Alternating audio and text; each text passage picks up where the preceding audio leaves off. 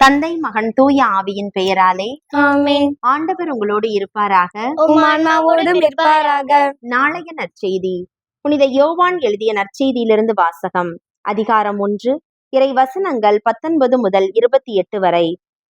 எருசலேமில் உள்ள யூதர்கள் குருக்களையும் லேவியர்களையும் யோவானிடம் அனுப்பி, நீர் யார் என்று கேட்டபோது அவர், நான் மெசியா அல்ல என்று அறிவித்தார்.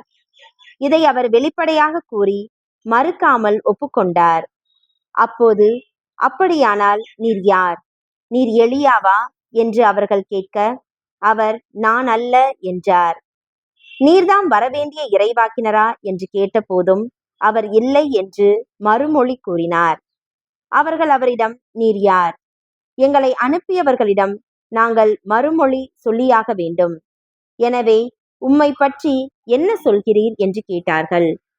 அதற்கு அவர், ஆண்டவருக்காக வழியை செம்மையாக்குங்கள் என பாலை நிலத்தில் குரல் ஒன்று கேட்கிறது என்று இறைவாக்கினர் எசாயா உரைத்தது என்னை பற்றியே என்றார்.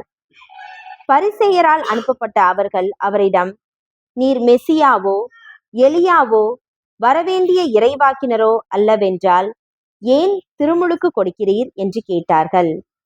யோவான் அவர்களிடம், நான் தண்ணீரால் திருமுழுக்கு கொடுக்கிறேன். நீங்கள் அறியாத ஒருவர் உங்களிடையே நிற்கிறார். அவர் எனக்கு பின் வருபவர். அவருடைய மிதியடி வாரை அவிழ்க்க கூட எனக்கு தகுதியில்லை என்றார். இவை யாவும் யோர்தான் ஆற்றுக்கு அக்கறையில் உள்ள பெத்தானியாவில் நிகழ்ந்தன.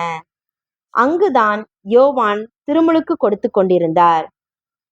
கிறிஸ்துவின் நற்செய்தி. கிறிஸ்துவே உமக்கு புகழ். அடுத்தது